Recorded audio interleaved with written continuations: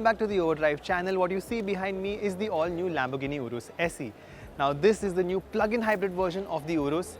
It's going to replace the Urus and it's also going to replace the Urus S and the Urus Performante, which Lamborghini says are also going to be phased out.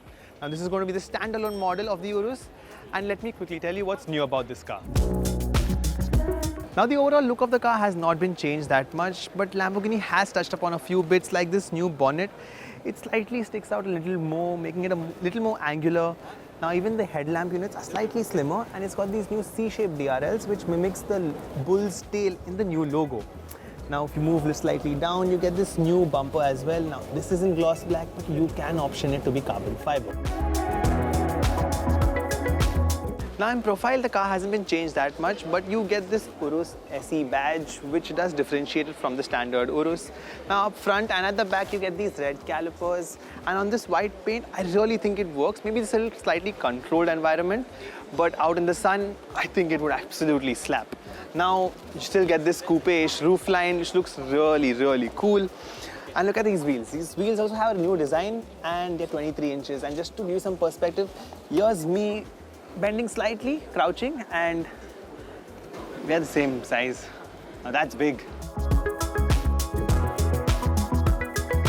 Now come over to the back and you get this nice spoiler to accentuate that coupe design. Now if you see this grille here, Lamborghini says it's been inspired by the legendary Gallardo. You come down, you get these bumpers, nice diffuser, but remember this can be specced out in carbon fiber. You get these quad tailpipes. Now we can't really hear how it sounds like, but we bet it sounds amazing.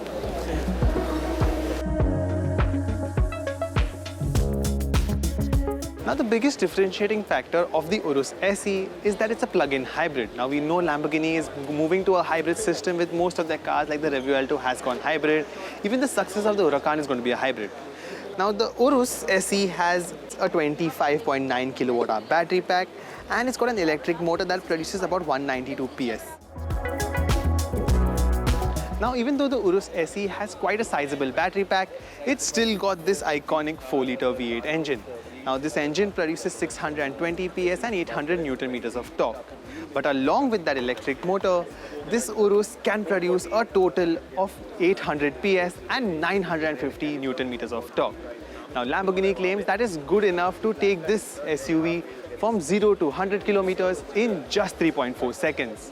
Top speed is rated at 312 kilometers per hour, but we think that your pockets would have to be really deep for you to reach that speed, because fines are going to be hefty. Now as you can see, Lamborghini has restricted us from entering the car, maybe for cleanliness purposes, but whatever. The seats, they're brown. You can opt for different colors, a lot of color options as well. The screens are slightly different. You get 12.3-inch twin instrumentation here, as well as the infotainment, and this 8.5-inch screen that controls the temperature and all. Now, like you can see here, this has already been there on the Urus. This is where you control the driving modes. You've got Strada, Sport, Corsa and stuff like that. But this is new here for the Urus SE. It controls the EV, just the EV modes. Lamborghini says it can go up to 60 kilometers on just the battery power and up to 130 kilometers per hour on pure EV power.